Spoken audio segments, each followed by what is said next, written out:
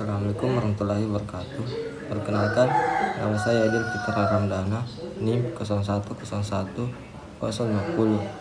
Di sini saya akan menjelaskan materi dari materi pertama sampai akhir.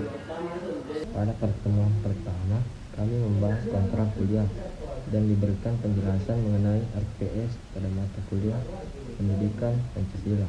Pertama-tama kita harus mengetahui apa itu mata kuliah Pendidikan Pancasila. Mata kuliah Pendidikan Pancasila yaitu mata kuliah wajib di perguruan tinggi di Indonesia yang bertujuan untuk memperkuat nilai-nilai dasar negara dan mengembangkan kesadaran kewarganegaraan mahasiswa. Pada pertemuan kedua, saya mempelajari materi tentang urgensi pendidikan Pancasila di perguruan tinggi. Pada materi urgensi pendidikan Pancasila di perguruan tinggi membahas mengenai yang pertama, menghadapi tantangan globalisasi. Pendidikan Pancasila menjadi fondasi dalam menghadapi tantangan globalisasi yang seringkali membawa budaya asing yang tidak sesuai dengan nilai-nilai bangsa. Yang kedua, memperkuat identitas nasional. Di tengah arus perubahan, Pancasila menjadi landasan untuk menjaga identitas dan keperbedaan bangsa. Yang ketiga yaitu mengatasi disintegritas sosial. Pendidikan Pancasila mengajarkan toleransi, persatuan, dan gotong royong untuk menjaga kerukunan sosial dan menghindar konflik. Yang keempat yaitu menanamkan etika dan moralitas. Pendidikan Pancasila membantu mahasiswa memahami pentingnya etika dan moral dalam kehidupan masyarakat.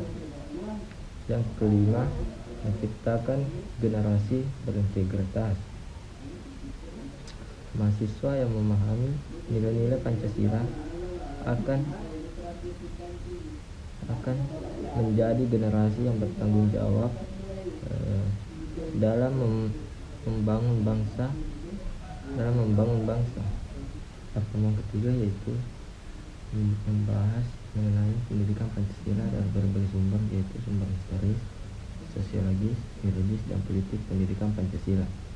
Sumber historis yaitu Pancasila pertama kali diperkenalkan oleh Soekarno pada 1 Juni 1945 di Komite Persiapan Kemerdekaan atau BPUPKI. Pendidikan Pancasila terdiri dari 5 prinsip, yaitu ketuhanan yang Maha Esa, kemanusiaan yang adil dan beradab, Persatuan Indonesia, kerakyatan yang dipimpin oleh hikmat kebijaksanaan dalam permusyawaratan perwakilan dan keadilan sosial bagi seluruh rakyat Indonesia. Yang kedua yaitu sumber sosiologis. Pendidikan Pancasila berlandaskan pada integrasi antar individu dengan nilai-nilai fundamental dalam masyarakat. Pancasila dianggap sebagai norma etika yang berakar dari nilai-nilai moral yang hidup dalam kearifan lokal adat istiadat di Indonesia. Yang ketiga yaitu sumber yuridis. Pendidikan Pancasila diatur dalam berbagai undang-undang dan peraturan di Indonesia. Misalnya Undang-Undang Nomor 12 Tahun 2012 tentang Sistem Pendidikan Nasional dan Peraturan Pendidikan Nomor 60 Tahun 1999 tentang Pendidikan Tinggi. Pendidikan Pancasila juga diintegrasikan dalam kurikulum sekolah perguruan tinggi. Kelima yaitu sumber politik. Pancasila juga menjadi dasar ideologi negara yang digunakan untuk memperkuat solidaritas nasional dan mengarahkan kebijakan pemerintah. Pendidikan Pancasila bertujuan untuk memperkuat Pancasila sebagai filosofi nasional dan mengajarkan nilai-nilai tersebut pada generasi muda. Pada pertemuan keempat menjelaskan mengenai periode penyusunan dan penetapan Pancasila sebagai dasar negara Indonesia.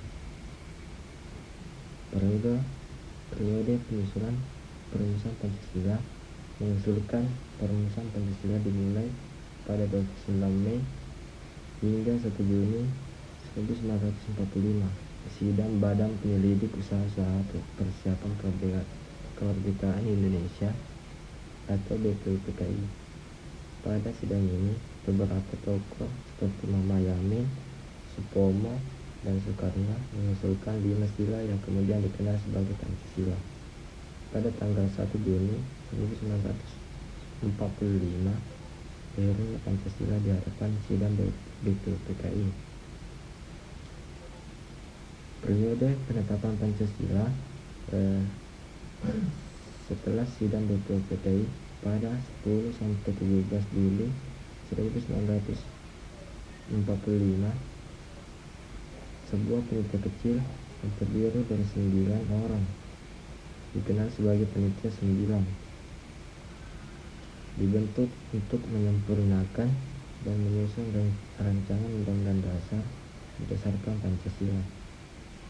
Pada tanggal 18 Agustus 1945, Pancasila disahkan oleh Panitia Persiapan Kemerdekaan Indonesia atau PPKI sebagai dasar negara Indonesia merdeka. Pada pertemuan kelima menjelaskan mengenai Pancasila sebagai dasar negara yang meliputi konsep negara, tujuan negara, dan urgensi Pancasila sebagai dasar negara. Konsep negara berdasarkan Pancasila. Pancasila sebagai dasar negara mengandung konsep negara yang berlandaskan pada 5 sila yang terdiri dari 1. Ketuhanan yang Maha Esa. Negara Indonesia berdasarkan atas ketuhanan menjamin kebebasan beragama bagi setiap warganya dan menghormati keberagaman agama yang ada. 2. Kemanusiaan yang adil dan beradab.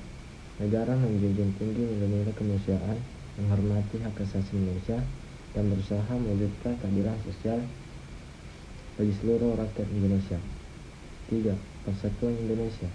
Negara mengutamakan persatuan dan kesatuan bangsa di atas segala golongan dan kepentingan pribadi atau kelompok.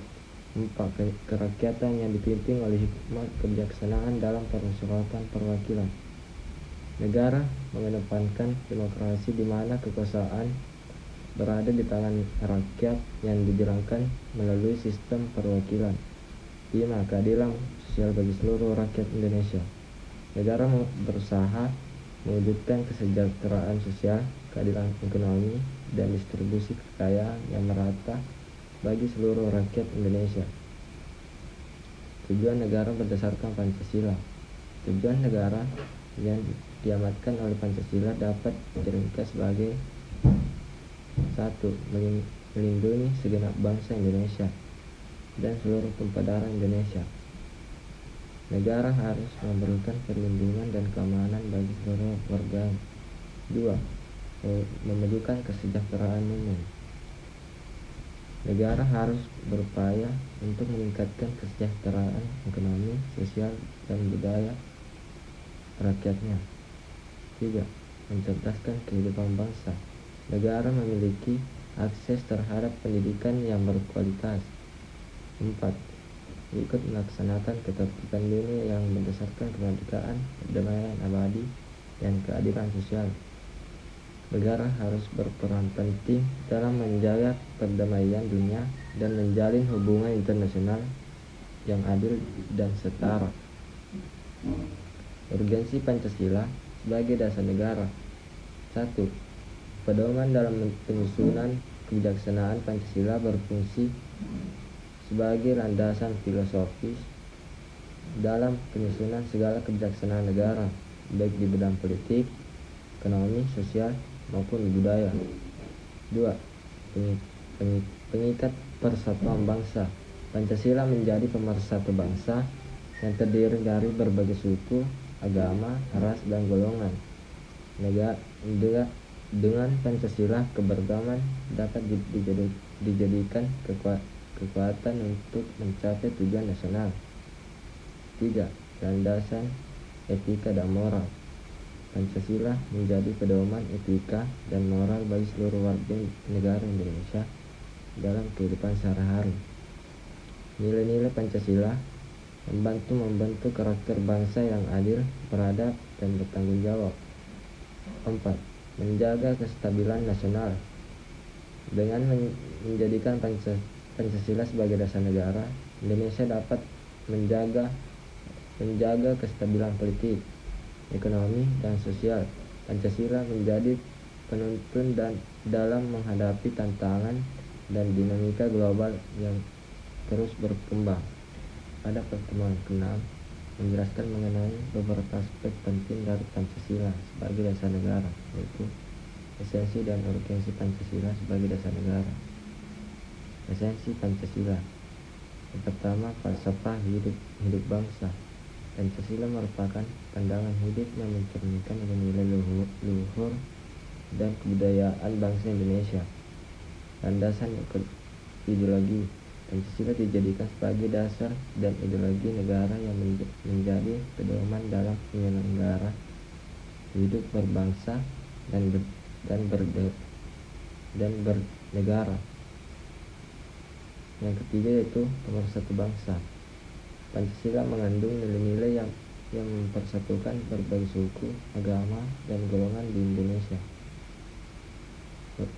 Urgensi Pancasila. 1. Menjamin stabilitas dan kesatuan. Sebagai dasar negara, Pancasila menjamin stabilitas politik dan kesatuan nasional. Yang kedua yaitu panduan moral dan etika. Pancasila memberikan panduan moral dan etika bagi seluruh warga dalam berperilaku. Yang ketiga yaitu dasar hukum. Pancasila menjadi dasar hukum yang melandasi penyusunan peraturan perundang-undangan di Indonesia. Pada pertemuan ke-7 menjelaskan mengenai Pancasila sebagai ideologi negara. Konsep Pancasila sebagai ideologi. Pancasila adalah ideologi negara Republik Indonesia yang terdiri dari 5 sila yang menjadi dasar negara dan panduan dalam kehidupan berbangsa dan bernegara. 1. Ketuhanan Yang Maha Esa. Menekankan pentingnya nilai-nilai religius dan penghormatan terhadap keberagaman agama. 2. Kemanusiaan yang adil dan beradab. Mengedepankan nilai kemanusiaan, keadilan, dan moral yang beradab. 3. Persatuan Indonesia. Menjunjung tinggi persatuan dan kesatuan bangsa Indonesia. 4. Kerakyatan yang dipimpin oleh kebijaksanaan dalam permusyawaratan perwakilan. Menekankan prinsip demokrasi yang berdasarkan musyawarah dan perwakilan. 5. Keadilan sosial bagi seluruh rakyat Indonesia. Mendorong keadilan sosial dan kesejahteraan bagi seluruh rakyat. Ideologi lain yang ada di dunia. 1. Liberalisme. Mengedepankan kebebasan individu, hak asasi manusia, ekonomi, pasar bebas, dan pemerintahan terbatas. Contoh negara yang menganut ideologi liberal adalah Amerika Serikat. Yang kedua yaitu komunisme. Bertujuan untuk menghapus kepemilikan pribadi dan kelas sosial melalui pengusahaan bersama atas alat produksi. Contoh negara yang menganut ideologi komunisme adalah Tiongkok dan Korea Utara. Ketiga yaitu fasisme. Mengutamakan nasionalisme ekstrim, otoritarisme, dan supremasi negara atas individu. Contoh negara yang pernah menganut ideologi fasis adalah Italia. Sosialisme. Yang keempat yaitu sosialisme. Menekankan pemerataan ekonomi dan sosial melalui kontrol negara atas sumber daya dan alat produksi. Contoh negara yang menganut ideologi sosialisme adalah Kuba dan Venezuela. Tantangan Pancasila sebagai ideologi bangsa. 1. Globalisasi. Pengaruh globalisasi membawa nilai-nilai budaya asing yang bisa bertentangan dengan nilai-nilai Pancasila. Yang kedua, radikalisme dan ekstremisme.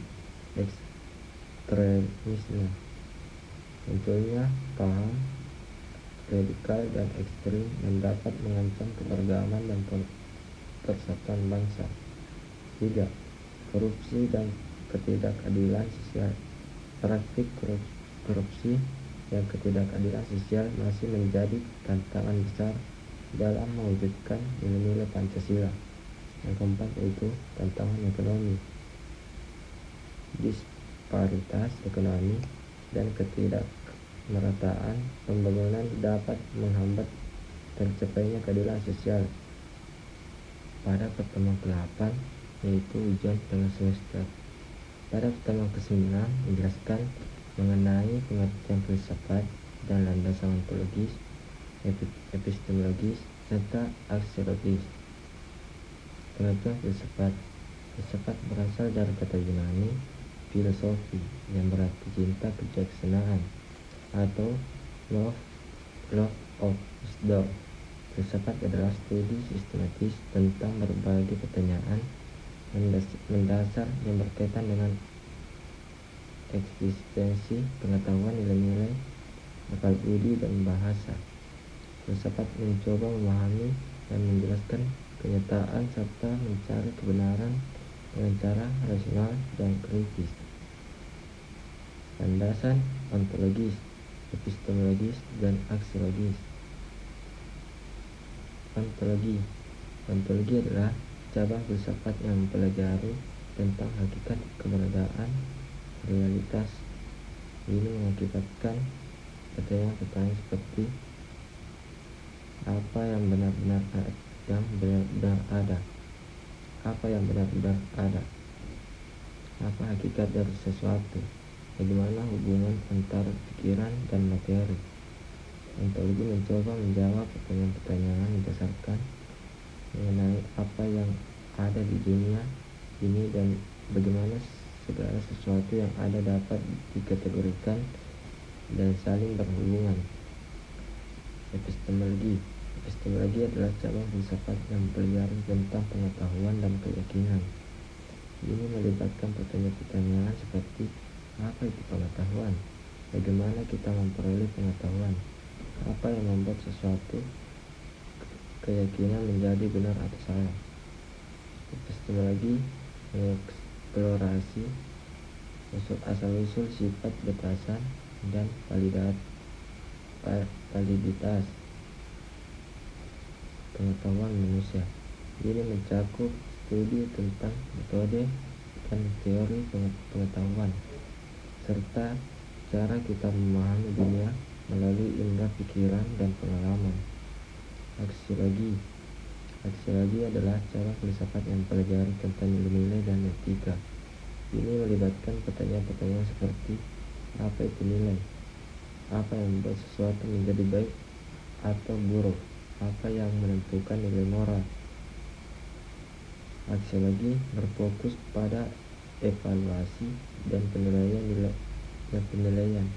nilai-nilai dalam kehidupan manusia, termasuk estetika atau nilai keindahan dan etika atau nilai moral. Aksiologi ini membantu kita memahami konsep-konsep seperti keadilan, kebenaran, keindahan, dan kewajiban moral. Pada pertemuan ke-10 menjelaskan mengenai Pancasila sebagai sistem filsafat serta benturan dan implementasinya dalam kehidupan sehari-hari dan aktualisasi nilai Pancasila dan paradigma berpikir dan bersikap. Pancasila sebagai sistem filsafat. Pancasila sebagai sistem filsafat adalah pandangan hidup yang mencerminkan nilai-nilai luhur dan kebudayaan bangsa Indonesia sebagai dasar negara. Pancasila meliputi 5 sila, yaitu ketuhanan yang Maha Esa, kemanusiaan yang adil dan beradab, persatuan Indonesia, kerakyatan yang dipimpin oleh hikmah kebijaksanaan dalam permusyawaratan perwakilan, 5 keadilan sosial bagi seluruh rakyat Indonesia.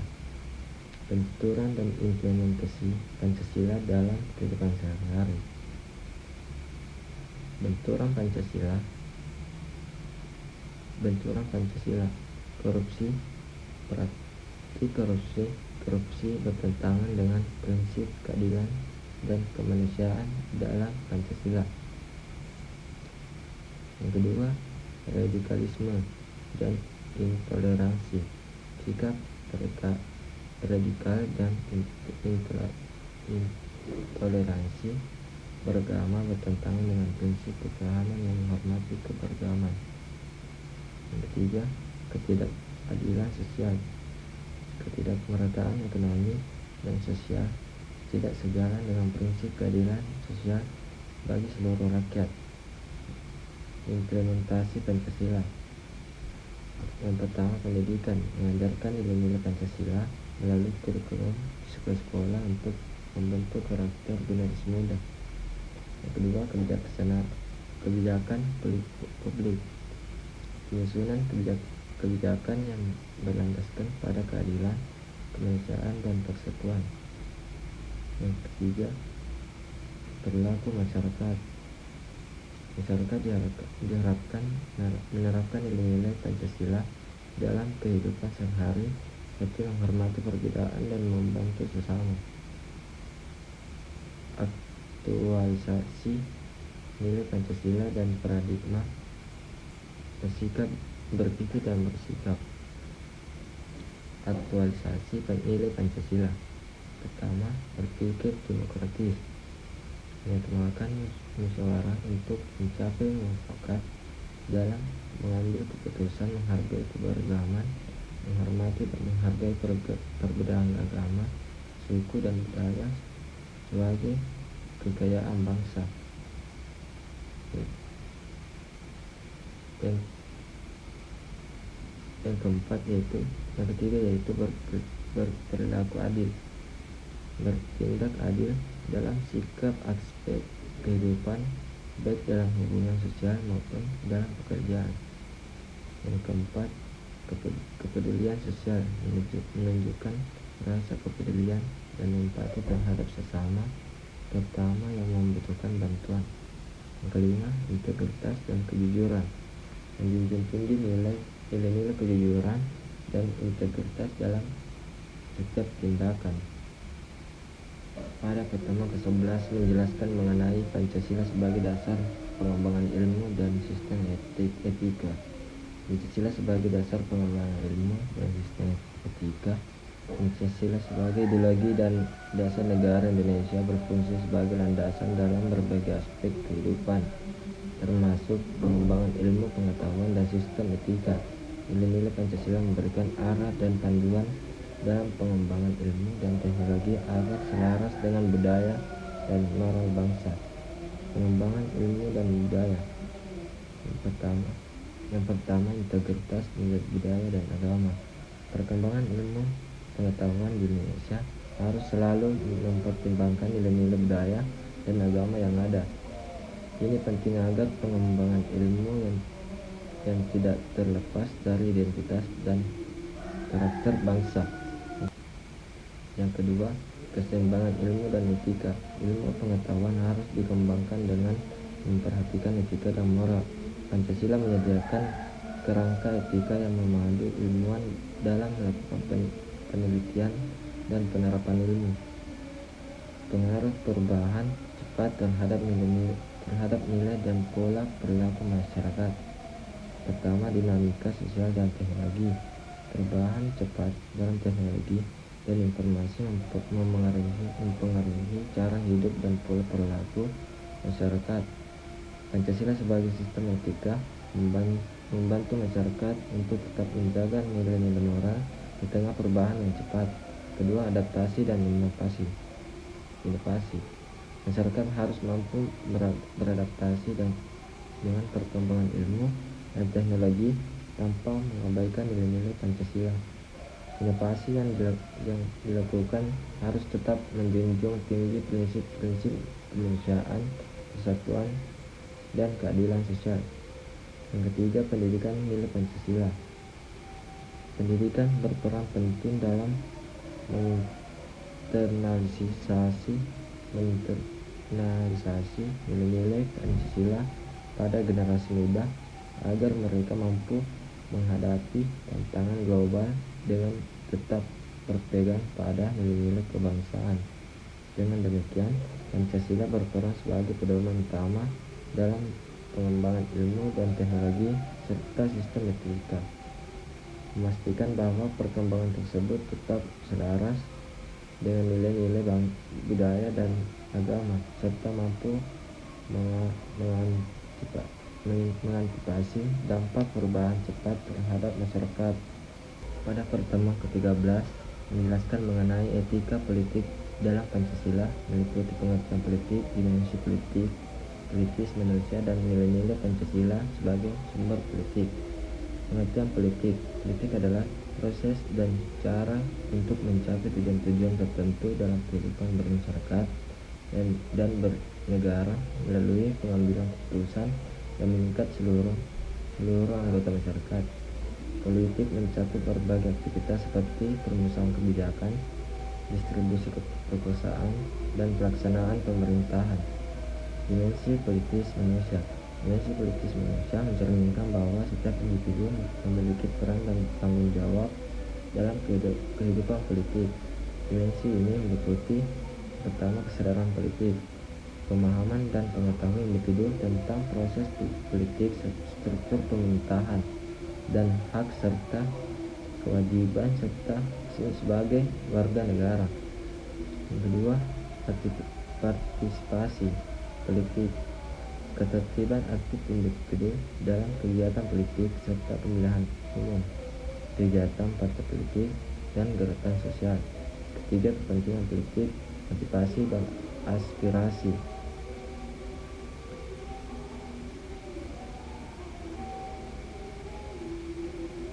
Individu dalam memperjuangkan kepentingan pribadi, kelompok, atau masyarakat melalui jalur politik.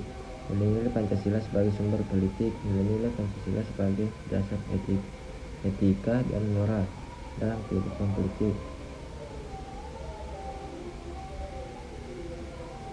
Nilai-nilai Pancasila sebagai sumber politik. 1. Ketuhanan Yang Maha Esa. Nilai ini menekankan pentingnya moralitas dan etika dalam politik yang bersumber dari keimanan dan keberagaman. Politik harus dijalankan dengan integritas dan kejujuran. Yang kedua, kemanusiaan yang adil dan beradab. Nilai ini mengharuskan politik memperjuangkan keadilan dan kesejahteraan bagi semua warga negara tanpa diskriminasi. Politik harus menghormati hak asasi manusia dan berlandaskan pada prinsip-prinsip kemanusiaan. 3. Persatuan Indonesia. Nilai ini menegaskan bahwa politik harus memperkuat persatuan dan kesatuan bangsa. Kebijakan politik harus mengedepankan kepentingan nasional di atas kepentingan kelompok atau pribadi. Yang keempat, kerakyatan yang dipimpin oleh hikmat kebijaksanaan dalam permusyawaratan perwakilan. Nilai ini menekankan pentingnya demokrasi yang berdasarkan musyawarah dan mufakat. Proses politik harus inklusif, partisipatif, dan transparan. 5. Keadilan sosial bagi seluruh rakyat Indonesia. Nilai ini mengharuskan politik untuk menjamin kesejahteraan dan keadilan sosial bagi seluruh rakyat Indonesia. Kebijakan politik harus berorientasi pada penghapusan kesenjangan sosial dan ekonomi. Pada pertemuan ke-14 menjelaskan mengenai studi kasus kontemporer yang bertentangan dengan etika politik di Indonesia. Yang pertama, kasus korupsi KTP. Kasus korupsi KTP melibatkan sejumlah pejabat tinggi negara dan anggota DPR. Kasus ini mencerminkan penyalahgunaan kekuasaan dan ketidakjujuran yang merusak integritas politik serta kepercayaan publik terhadap pemerintah. Yang kedua, intoleransi agama. Kasus intoleransi agama seperti diskriminasi dan kekerasan terhadap komunitas Ahmadiyah menunjukkan pelanggaran terhadap nilai-nilai kemanusiaan dan keadilan yang diatur dalam Pancasila. Intoleransi ini mencerminkan kurangnya penghormatan terhadap keberagaman agama. 3. Konflik internal partai politik. Konflik internal dalam partai politik seringkali diwarnai dengan manipulasi, dan ketidakjujuran. Contoh kasus adalah perebutan kursi ketua partai yang menunjukkan bagaimana kepentingan pribadi dan kelompok seringkali mengesampingkan nilai-nilai demokrasi dan keadilan. Yang keempat, penyebaran hoaks dan disinformasi. Penyebaran hoaks dan disinformasi, terutama selama masa pemilihan umum, merupakan pelanggaran serius terhadap etika politik. Hoaks dan disinformasi digunakan untuk manipulasi opini publik dan merusak reputasi lawan politik. Kasus ini menunjukkan bagaimana teknologi dapat disalahgunakan untuk bertujuan yang tidak etis dan merusak proses demokrasi. 5. Pelanggaran hak asasi manusia. Pelanggaran hak asasi manusia oleh aparat negara, seperti tindakan kekerasan terhadap demokrat atau penangkapan sewenang-wenang, juga merupakan pelanggaran terhadap etika politik. Kasus-kasus ini menunjukkan bagaimana kekuasaan dapat disalahgunakan untuk menekan kebebasan berekspresi dan hak dasar warga negara. Baik, sekian dan terima kasih.